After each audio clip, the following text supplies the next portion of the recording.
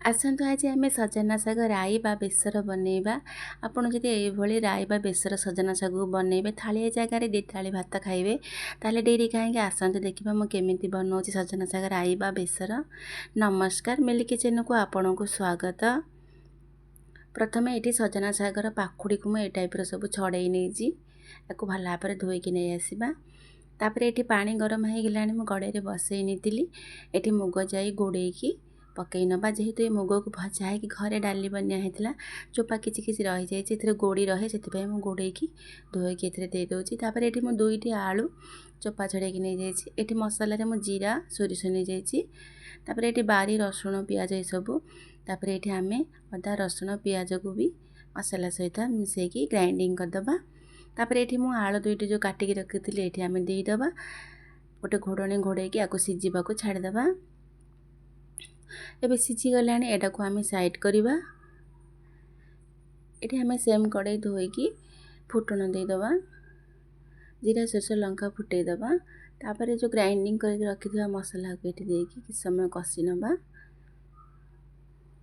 तापर ये आम लंका पाउडर हलदी पाउडर घरे बनई मसला तापर स्वाद अनुसार लुण देदेबा।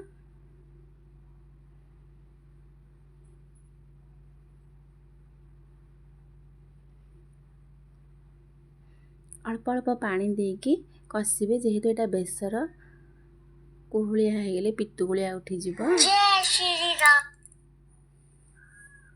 एबे आम आलू देदेबा। सरी जो सीझा जाई परिबा थिला आकु आम ये मसला सहित देकी पुणी किछि समय कषि नवा। किछि समय कषि गला पर आम ए सजना शाग को पुणी देदेबा। सजना शाग को मसला सहित भल भाव मिसई नवा।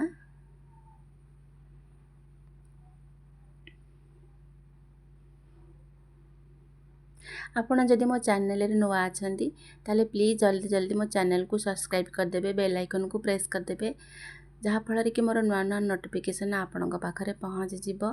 फेसबुक पेज रे देखुथिले फॉलो तो निश्चय करदेबे। ये आम पानी देकी किछि समय छाड़देबा शागटा सीझीबा पई। ये आमर शाग सीझी गलानी जेहेतु शाग परिबा सब अलग अलग होइकी अछि आमे टिके डंकी रे एमती मिसई दबा।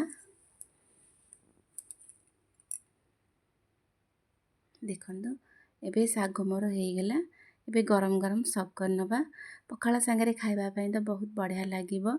आपण भी ए भली घरे बनांतु समस्ते खाइबा को दियंतु खांतु।